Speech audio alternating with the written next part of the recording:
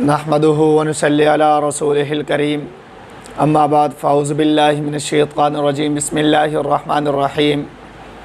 जैसा कि आप दोस्तों को बाखूबी इल्म है, ईद उल अज़हा का मौका है और ईद उल अज़हा यानी क़ुरबानी का जो सिलसिला है ये हज़रत आदम अलैहिस्सलातु वस्सलाम से चला आ रहा है। फिर इस सुन्नत को ज़िंदा किया हज़रत इब्राहीम अलैहिस्सलातु वस्सलाम ने, इसलिए इसे सुन्नत इब्राहीमी कहा जाता है। हज़रत इब्राहीम अलैहिस्सलातु वस्सलाम अल्लाह के खलीलुल्लाह हैं। आप ऐसे माशरे में पैदा हुए, ऐसे ख़ानदान में पैदा हुए जिसके वालिदैन ख़ुद बुतों को बेचा करते थे, उनकी इबादत किया करते थे।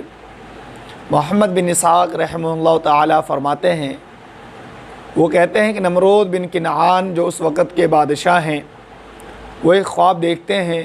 ख्वाब में क्या देखते हैं कि एक सितारा है जिसकी इतनी रोशनी है कि उसकी रोशनी की वजह से आफ़ताब की रोशनी ख़त्म हो जाती है, कि यानी सूरज की रोशनी उसके सामने ख़त्म हो जाती है। वो बादशाह वो नमरूद खौफज़दा होता है, परेशान होता है।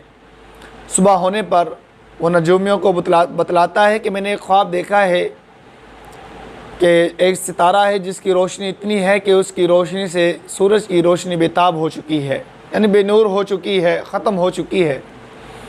वो नजूमी बतलाते हैं कि आपकी सल्तनत में एक ऐसा बच्चा पैदा होने वाला है जो आपकी बादशाहत, आपकी सल्तनत को ख़त्म कर देगा।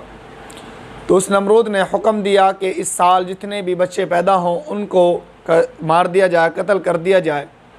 जब इस बात की ख़बर हज़रत इब्राहीम अलैहिस्सलातु वस्सलाम की वालदा को पता चलता है तो वहाँ से वो पहाड़ों में चली जाती है, यानी कि गार में चली जाती है। आपकी विलादत बासआदत वहाँ हुई। हज़रत इब्राहीम अलैहिस्सलातु वस्सलाम की वालदा हर रोज़ आपको दूध पिलाने के लिए गार में जाती।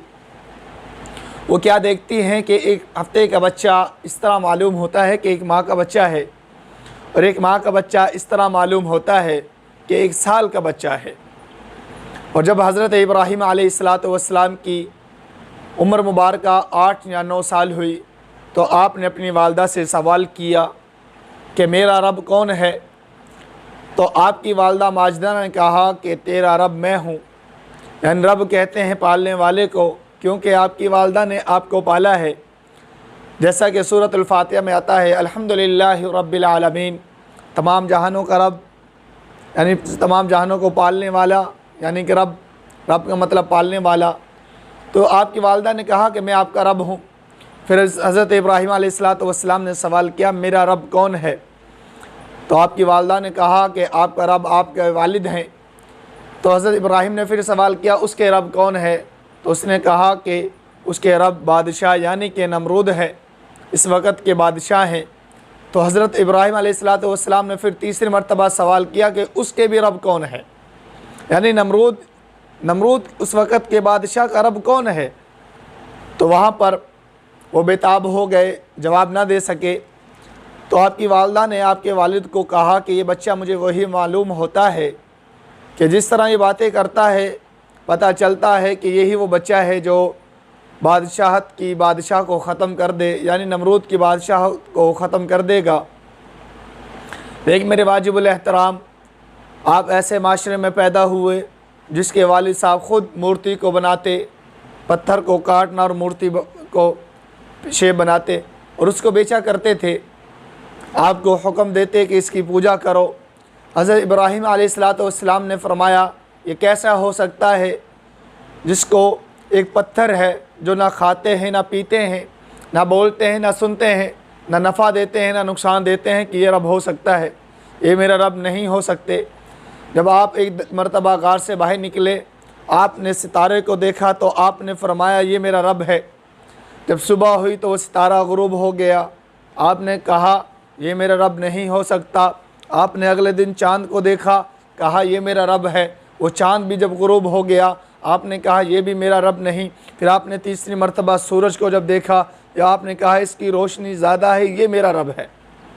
जब शाम को देखा सूरज भी गुरूब हो गया, आपने कहा ये मेरा रब नहीं। आपने फरमाया जो इन सब का रब جو ان سب کا رب ہے وہی میرا رب ہے۔ میرے واجب الاحترام، جیسا کہ قرآن کی اگر ایک ہی آیات نازل ہوتی تو انسان کے لیے یہ بھی کافی تھا کہ اس پر غور و فکر کرتے اور ایمان لے آتے۔ اگر انسان اپنی زندگی میں اس چیز کو ہی سوچ لے کہ یہ چیز سورج، ستارے، چاند، زمین اور آسمان کو پیدا کیا ہی ایک نظام ہے، اس کو بھی تو کسی نے پیدا کیا ہے، اگر انسان یہی بھی سوچ لے، اس پہ غور و فکر، تو انسان اپنے خدا کو پا سکتا ہے۔ لیکن آج انسان نے سوچنا ختم کیا، حالانکہ قرآن موجود، حدیث موجود، پھر بھی وہ خدا کو نہیں پہچان رہے، خدا کی طرف نہیں آ رہے۔